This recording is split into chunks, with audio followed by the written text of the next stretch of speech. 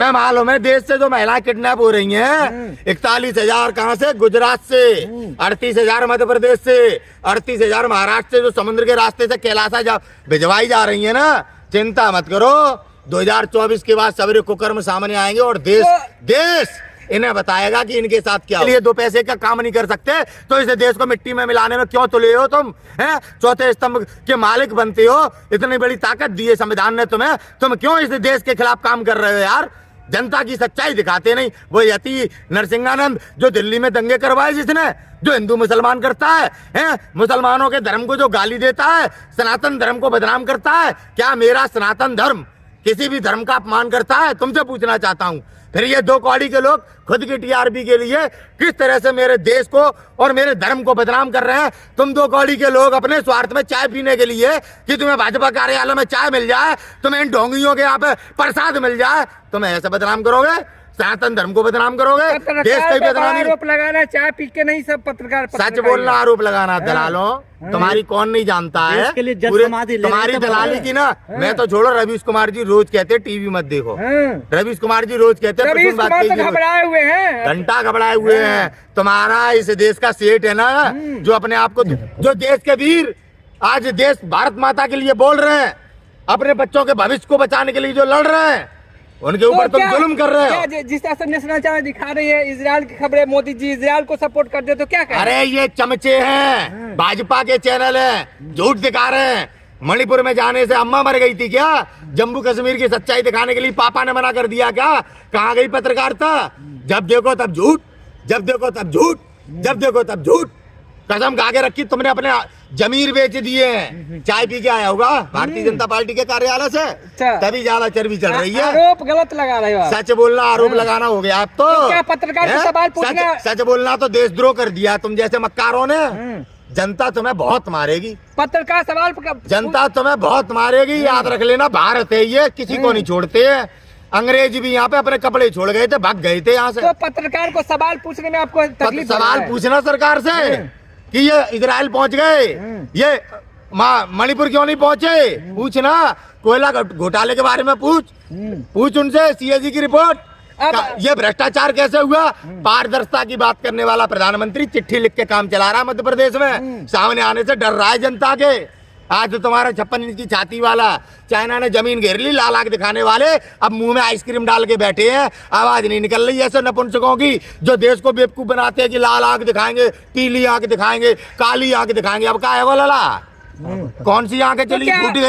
फूट गई आंखें। तो क्या अभी अब जो भी सोशल ये है मीडिया पत्रकार, सबको फिर अरेस्ट करने की बारी है क्या 2024 से पहले? करेंगे ये कायर लोग, माफी वीर। और ये कायर देश को कायर बनाना चाहते हैं, देश को ये माफी वीर डराना चाहते हैं। सुन ले बात, ये भारत है, यहाँ की मिट्टी में वीर जन्म लेते हैं, शेर। और बता दियो अपने माफी वीरों को जिनके चाय पी के आया उन्हें भी, समझे कि भारत से मत उलझो, सत्य से मत टकराओ। तो अच्छे जो सत्य से टकराए हैं उनके जाके देख लो, नाम लेने वाले, चिराग जलाने वाले नहीं मिल रहे ढूंढने से, समझ गए?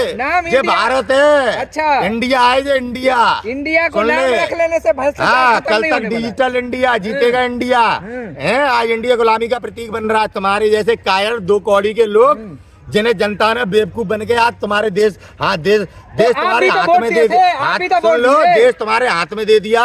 तो संवैधानिक एजेंसियों का ज्यादा दुरुपयोग मत करो।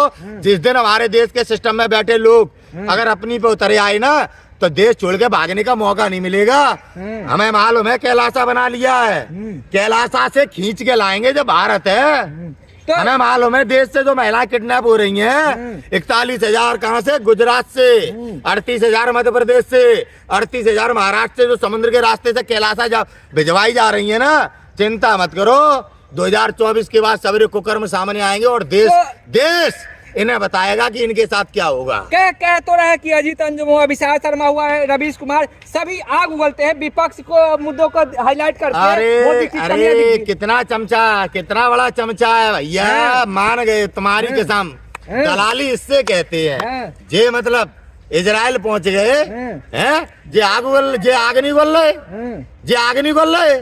23 लाख लोगों की जान से खेल रहे हैं ये पापी लोग हैं। वहां पर आज लोगों का फिलिस्तीन में इलाज करने के लिए बेहोश नहीं कर रहे, जिंदा तड़पते हुए लोगों का आज चीड़फाड़ हो रही है, वो बिना सुनने की जा रही है, क्योंकि वहां दवाइयां नहीं पहुंचाई जा पा रही। किनके कारण? इन देश के दलालों के कारण, जो आज इजराइल में जाकर वहां पत्रकारिता कर रहे हैं। इनकी अम्मा मर गई थी जब मणिपुर में, जब यही आरएसएस के लोग दंगा करा रहे थे और जब मणिपुर को जला रहे थे। 5000 आज तक वहां से जो हथियार गायब है, कहाँ है? कह तो रहा है डबल इंजन की सरकार कहाँ है? फिलिस्तीनी जो ये है आतंकी, वो छोटे छोटे बच्चों को मार रहे हैं। फिलिस्तीनी आतंकी है, मीडिया आतंकी है, या जो मीडिया आतंकी है, तुम आतंकी हो। 5 साल जो के बच्चे को मारते हैं, महिला देश को को मारते हैं। गुमराह कर रहे हो, तुम आतंकी हो। चिंता मत करो, आने वाले खर्चा मिलता है भविष्य का। आप कह रहे हैं बाबा ठीक नहीं प्रचार है। कर रहा है बाबा का। बाबा का मैं क्यों प्रचार कर रहे हैं? बाबा खुद तो प्रचार कर रहे हैं। बता देना 238 किलो सोना कहाँ गया जो केदारनाथ मंदिर से किसने चोरी करा? मर गया बाबा तेरा? अब नहीं बाबा बताएगा। मरने को जिंदा करता हुआ तुम ही दिखाते हो ना सोशल मीडिया पे। अरे क्यों देश की मिट्टी खराब करने पे तुले हो?